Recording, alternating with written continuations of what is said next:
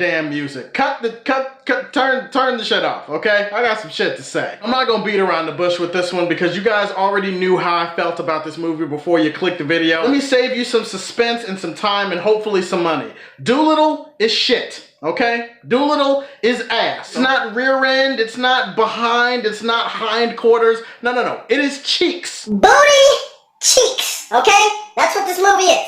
Booty cheeks. It's garbage, it's a dumpster fire, it's a failure in pretty much everything. So I have a couple of things to warn you about before this video gets started. Number one, I might be using some choice language, okay? So if you don't like foul language and you get turned off by it, I totally get it, totally get you. I'm not trying to offend anybody. Sometimes you can only describe certain things in this world with 4-letter or 5-letter cuss words. It's just the way it is. Secondly, I'm not here to bash on the writers, the creators, the actors, whoever was involved in making this movie, okay? I'm not here to bash personally on them. I'm sure that they tried hard.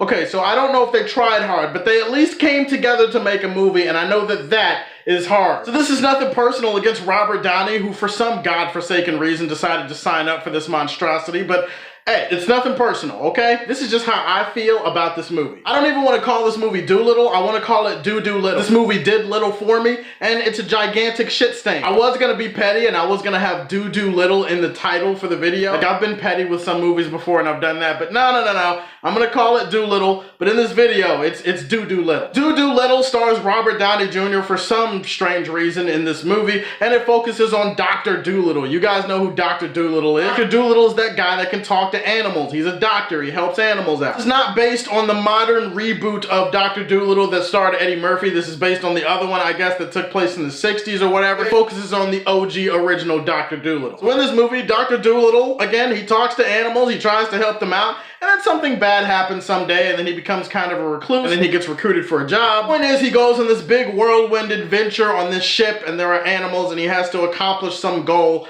And I don't even care about the fucking story for this movie. I don't.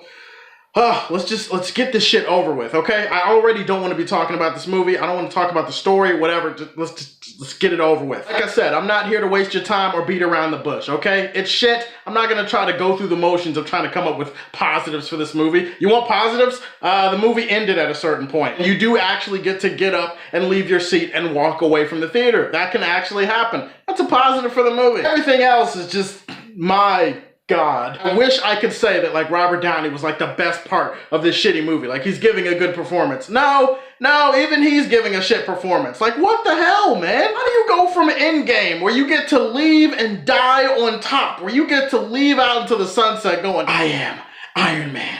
Yeah. How do you go from that to this? Like, how is this your first project? Hey, I'm not in your pockets. I get it. Get your paycheck. Get your money, brother. I'm not hating on that. And if this is what you felt like you had to do, God bless you. Holy shit. Did you pick like the worst project to follow up an epic end of a series like Endgame? Like, bro, what were you doing in this movie? He was really disengaged and ass for most of it. The other times he was using this weird accent. Like, what was this accent? Notice in the trailers you don't even really get to see or hear Dr. Dolittle giving an accent or anything. Like, you don't hear Robert Downey talk that much. Watch the movie and holy shit, it becomes obvious why. Because this accent is just, I don't know what it is. It's just such a weird sounding accent, and it doesn't even sound like Robert Downey knows what the hell kind of accent he's trying to pull off. This is one of those fake accents you make up to impress a foreign girl. Like, that's what this accent sounds like to me. Storytelling is boring as shit. I was bored throughout most of this movie. This movie never at any point gives you a concrete reason for being there. It never gives you a reason to care about the animals. You don't give a shit about Dr. Dolittle. You don't care about this stupid quest that they're on. You don't care, especially when you look at how the quest ends. Oh God, the end of the quest. I don't want to spoil it, but at the same time, you can't see this movie, and let's be honest, it's gonna bomb this weekend. You're probably not gonna see this movie. End of the movie literally has a dragon farting and shitting all over Dr. Dolittle. Like he's pulling bagpipes or whatever out of a dragon's ass,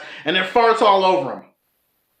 That's the kind of movie you're dealing with here. Okay, I'm a corny ass dude and I have corny jokes, and you guys know this, okay? Sometimes I can be pretty cringe sometimes, even I can admit that. Like, the movie has no concept of what real good humor is. A lot of the humor in this movie is awkward as fuck. Painful humor. This is the kind of humor that you don't want to tell. It's poorly written. It's stupid. It's not clever. It's like the worst type of humor you could have in a movie like this. It's bad. And some of the animals using modern day jokes, like what the fuck is up with that? Of that moment in like the 5th or 6th Ice Age movie when one of the characters in the movie decides to go hashtag the meltdown or hashtag the meteor or something like that. And I was just like, what is this? What are we doing here? There was a joke like that in this movie, I shit you not. The humor in this movie is like that time where you're at a party and then everybody's having a good time, everybody's laughing at something funny, and then one guy tries to add to the humor and he has a joke, and the problem is it's not that funny. Everybody just kind of stands around and smiles awkwardly until somebody breaks the silence, and then we start laughing again. Like that little awkward, cold moment where nobody's laughing and you feel bad for the dude, but at the same time you feel like he shouldn't have opened his mouth.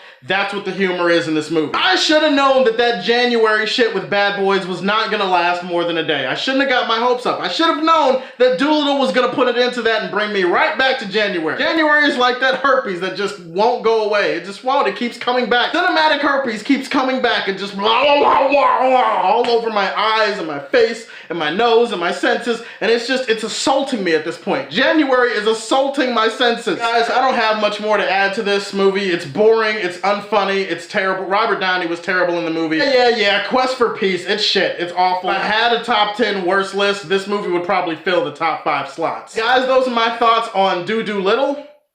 Don't go see it. Go see Bad Boys. Tell me what your favorite Will Smith movie is. Go ahead and put that in the comment section below, because please, God willing, you're not going to see this movie. Subscribe to the Superfan Show, and as always, if you like what you see, tell me how you feel, and stay tuned to hear more from the Man of Steel. Peace.